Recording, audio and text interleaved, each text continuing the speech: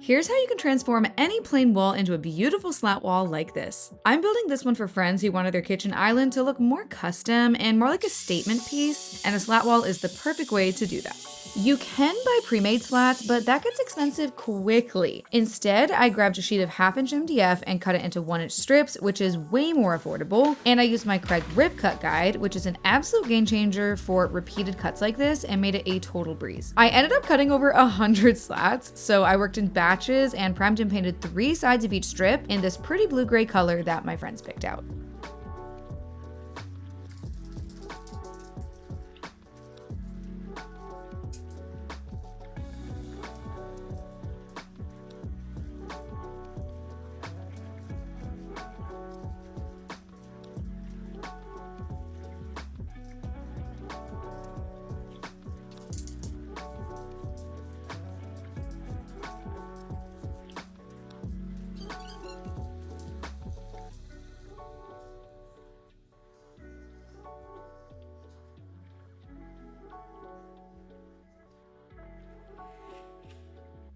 Next, I prepped the wall. I removed the upper trim so the slats could go all the way to the top, and look at the drywall job that the builders hid under here. I was shook.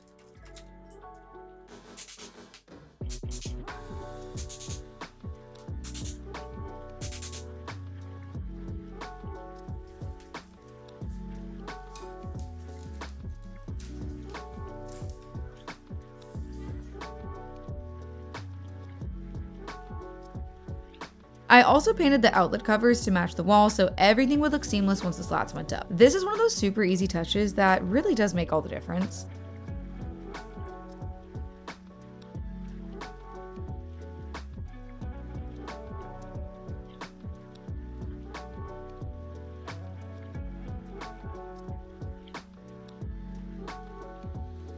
Next up, I painted the actual wall. You can try doing this after you install the slats, but it's so much harder to reach in between all those grooves later, so trust me, paint first. And before anyone yells at me about not fixing the drywall, remember, this is gonna be completely covered by trim, so fixing it would waste time and money for literally zero functional impact.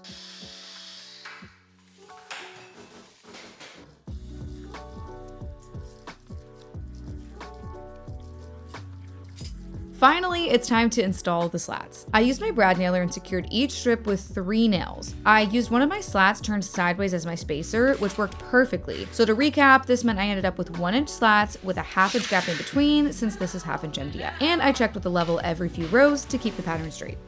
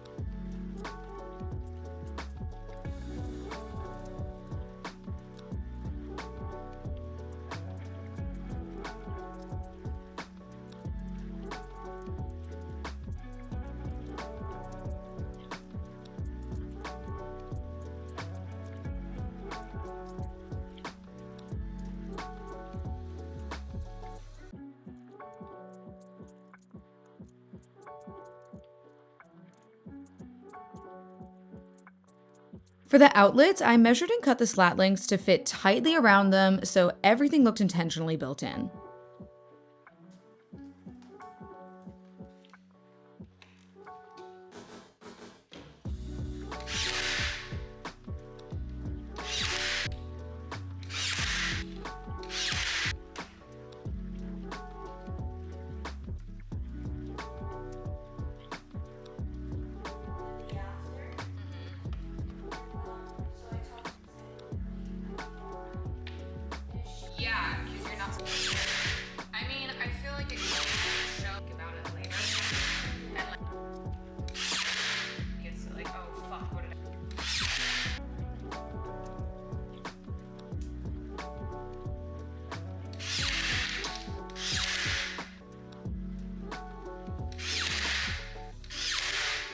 And for the corners, don't create an inside corner like this where both sets of slats meet. Plan ahead so your front-facing flat overlaps the corner slat instead. It looks cleaner and much more custom this way.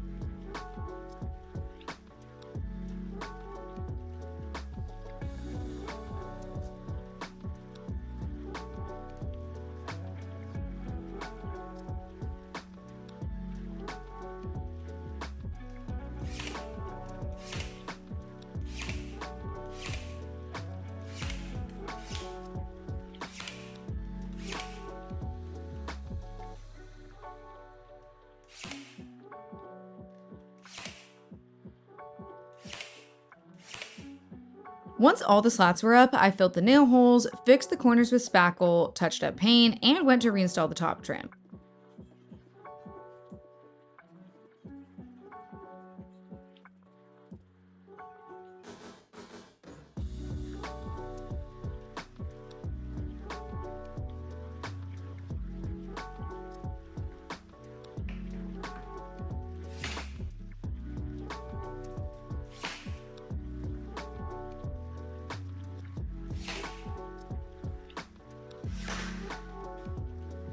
This is where disaster hit. I realized I'd nailed this trim on slightly crooked, which meant pulling off the trim and a bunch of slats that came with it.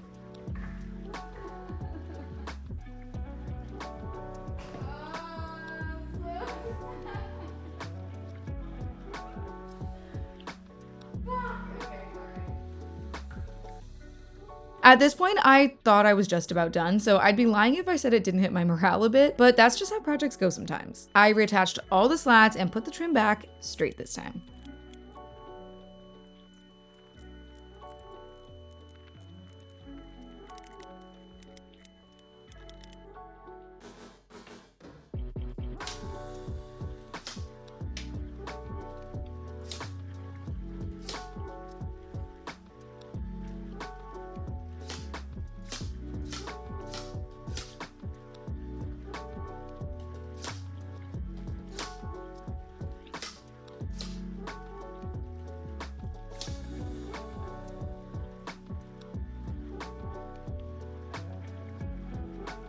This was a little extra, but I did caulk the front edge of every single slat so the finish looked as seamless as possible.